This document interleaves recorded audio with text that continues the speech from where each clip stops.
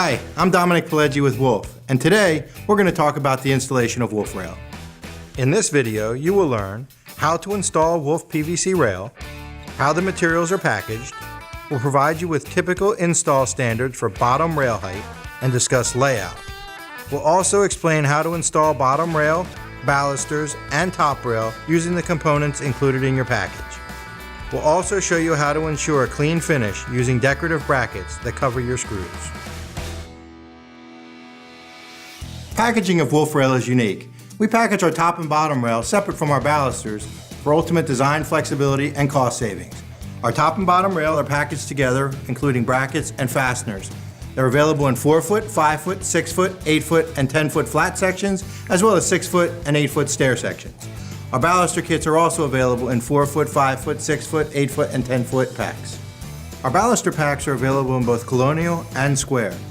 Be sure you'll have all the materials you need before you start your installation of Wolf rail. The standard finished height for Wolf rail is 36 inches. So we're going to start by installing the bottom rail. We want to make sure that the bottom rail is properly spaced from the deck surface to allow for that 36-inch finished height. We're going to do that in this case by using a standard 2x4, which is going to give us a 3.5-inch space at the bottom. There are so many other options for balusters for Wolf rail, so please refer to our installation instructions. We have a handy chart there that will tell you what size spacer block you need depending on the baluster option that you're using. You're going to want to make sure your post is plumb and square before starting the installation. I've sleeved over a wooden 4x4 and I'm going to have a consideration to make. Do I want to use a 1-piece or a 2-piece trim ring? When using a 1-piece trim ring, I want to be sure to install that prior to starting the rail installation because you won't have access to the bottom of the post once the rail is installed. If you're using a 2-piece trim ring, you don't have to worry about that now. You can install it after the rail is already installed. We're now ready to install the bottom rail. A few considerations to keep in mind. First, we want a minimum of 1.5 inches from the end of the rail to the first baluster space. The second consideration is we want to keep this baluster space balanced between the posts. So we're going to be cutting material from both ends, not just one. The third consideration is we want to reduce the overall measurement by 1/8 of an inch to allow for expansion. So now we're going to take our overall measurement, we're going to transfer those marks to the bottom rail, keeping the other two considerations in mind as well. Once you've made the marks on the bottom rail, you're going to transfer those marks to the top rail to ensure proper alignment. Now that we've made our marks, we're ready to cut the bottom rail. We're going to do this by cutting material off of both ends using either a circular saw or a compound miter saw. When cutting the top rail, please note that there's an aluminum P-channel inside for structure and support. You're going to want to cut that top rail with the P-channel in place. Now that we've cut our rail sections to length, we're ready to install the bottom rail. We're going to start by taking our brackets and slide them on to the rail section. Once the brackets are installed, we're going to set the bottom rail onto our spacer blocks and center the brackets onto the post. While pre-drilling is recommended, it's not required. We're now going to affix the bracket using the screws that are provided, picking any 4 holes in the bracket. And if you're installing rail sections 6 feet or longer, you're going to want to install the crush block that's provided into the routed hole in the bottom of the rail. Now you can go ahead and remove the spacer blocks and insert each one of the balusters.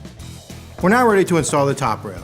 We're going to start by placing the mounting brackets on each end of the rail section. And then insert the baluster into the pre-routed hole on the bottom of the top rail.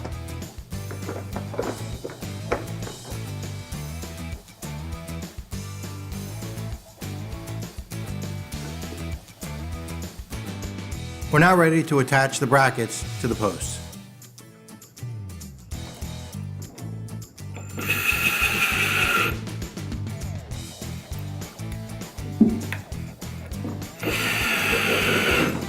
We're now ready to secure the top rail to the bracket. We're going to do that in one of 3 spots on the top bracket that we're going to catch the aluminum P-channel. There is aluminum inside there, so we're going to want to pre-drill and hitting 2 of those 3 spots.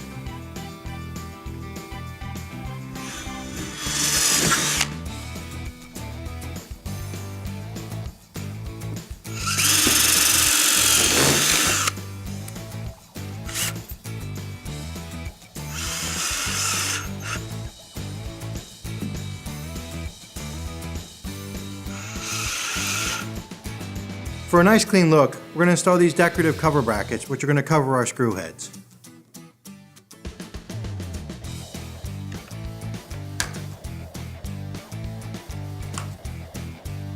A couple of finishing touches for the wolf rail are the bottom bracket decorative cover, our two-piece trim ring, that if you're using the two-piece trim ring, you want to go ahead and install that now, and a wide variety of caps. One of the key benefits to the wolf rail line is the amazing compatibility with the Decorators branded products. Products such as Style Point toppers, which fit nicely over our New England style cap, or a wide variety of low voltage, solar, and other caps that work nicely to finish off and complete the look of wolf rail. Let's review. Please refer to our installation instructions for recommended placement of the bottom rail. Measure and cut rails from both ends to ensure consistent baluster spacing. Allow at least 1.5 inches between the baluster and the end of rail, and leave 1/8 inch for expansion. Place the mounts of the rail with the flat side facing the post surface. First install the bottom rail, then the balusters, then the top rail. Use decorative screw covers for a clean visual look. That completes our installation of wolf rail. Thanks for your time, and for more information on Wolf products, please visit us on the web at wolfhomeproducts.com.